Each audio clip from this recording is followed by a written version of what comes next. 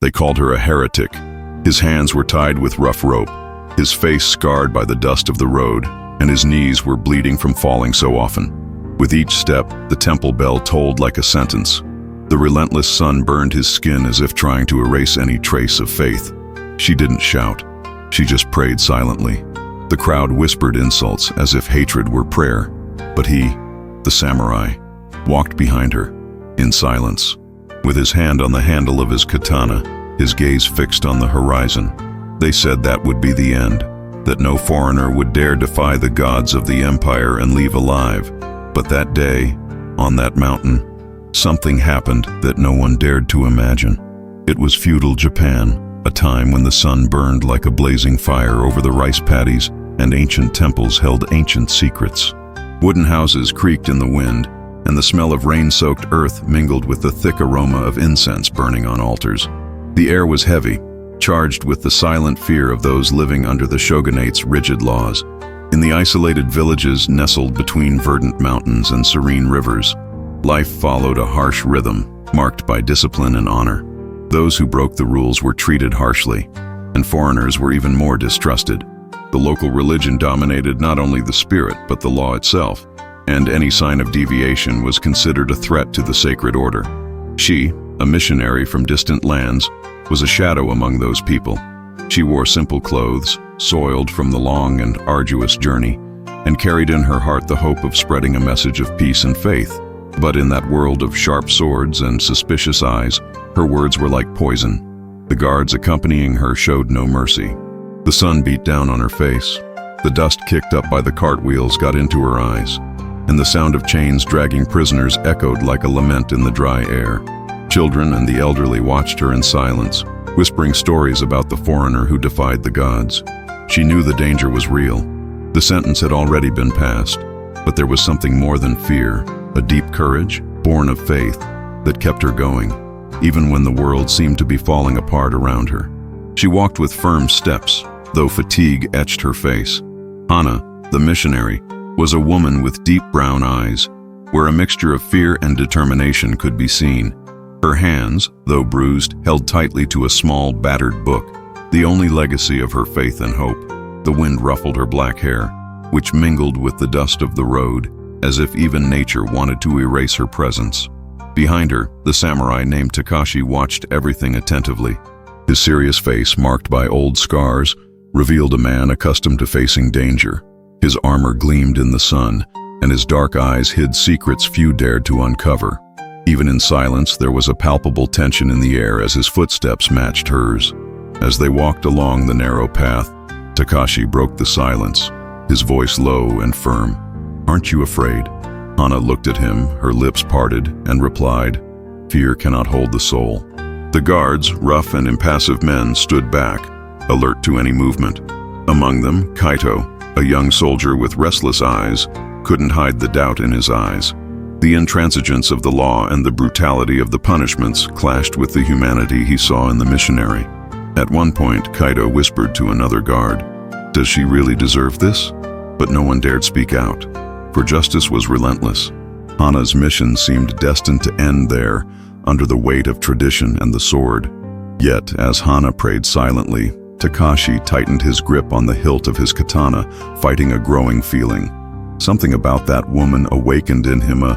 The footsteps on the trail seemed to echo louder with each passing moment.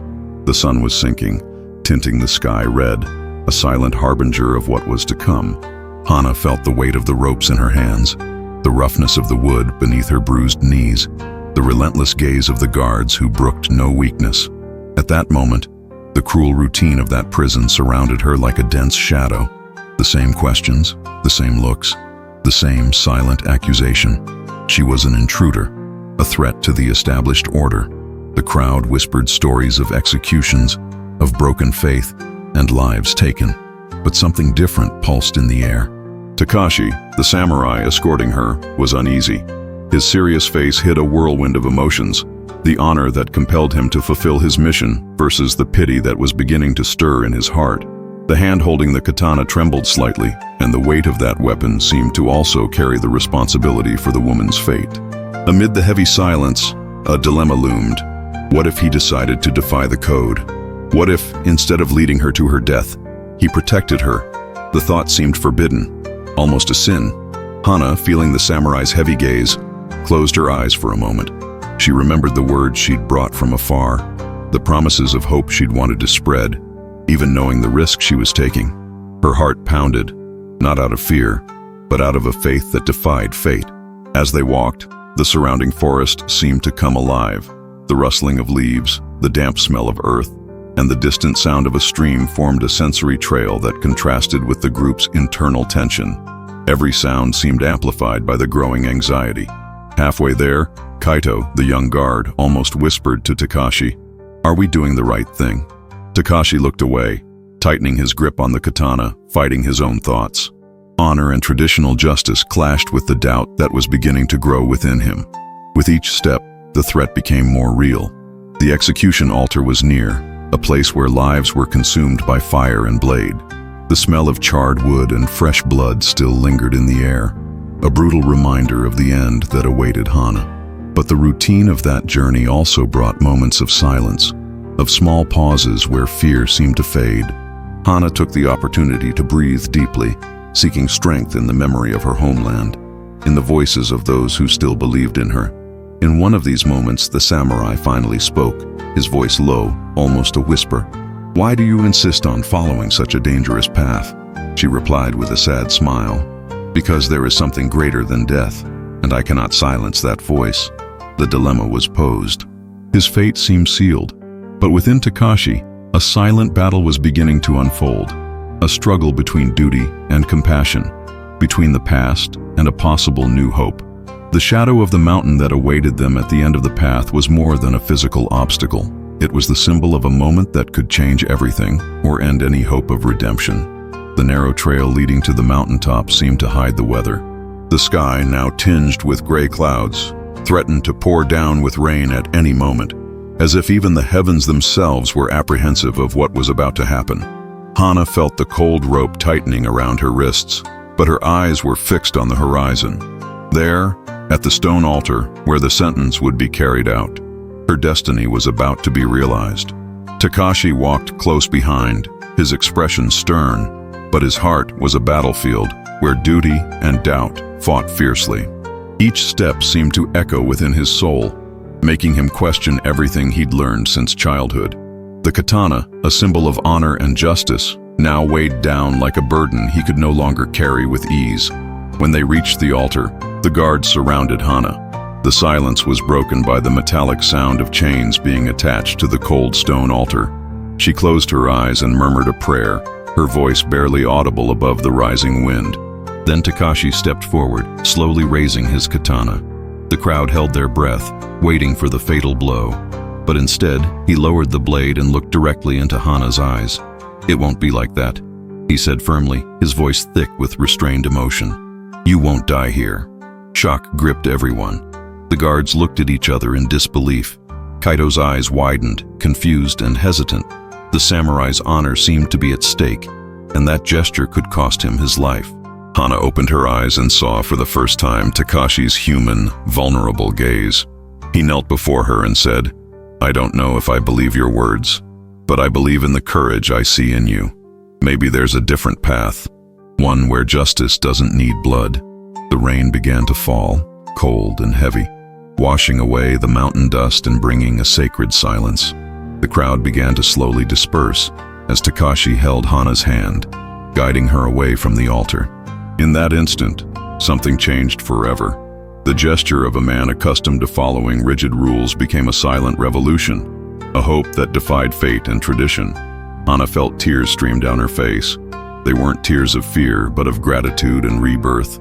The mission that had brought her here wasn't over yet. In that moment, between the rain and the mountain, a new alliance was born. Between faith and honor, between courage and compassion. And although no one knew what the future held, one thing was certain. The power of change began there, in that decisive moment, under the gray skies of feudal Japan. The rain was already easing as Takashi and Hana slowly descended the mountain trail. Mist began to envelop the trees, creating a thin curtain that hid what was yet to come. The silence between them was no longer heavy, but filled with meaning, an unspoken promise that this escape was not the end, but the beginning of something greater. Hana felt Takashi's firm hand grip hers, a simple gesture yet filled with hope. In that moment, she understood that the real battle wasn't against fate or tradition, but against the fear that imprisons our hearts. The samurai, in turn, carried in his gaze the courage of someone who decided to defy everything he knew to follow a new path. The sun was beginning to rise behind the mountains, dyeing the sky golden, like a harbinger of redemption. The wet leaves glistened, and the fresh air seemed to wash away the dust and weight of the past. It was the dawn of a new story, of an unlikely alliance that could change the course of that rigid, closed-off world.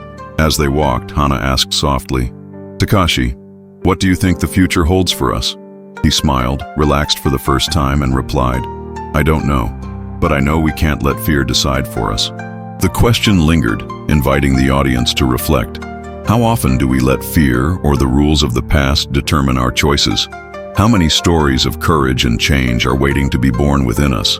If you believe that faith and compassion can transform even the most hardened hearts, leave your "I believe" in the comments. Share this story and help spread hope. But the journey doesn't end there. What will Hana and Takashi discover on the sacred mountain? What secrets do time and history still hold for them? The silence of the forest holds mysteries that could forever change the fate of that empire. The real test is just beginning, and the courage to challenge the impossible could be the key to a new tomorrow.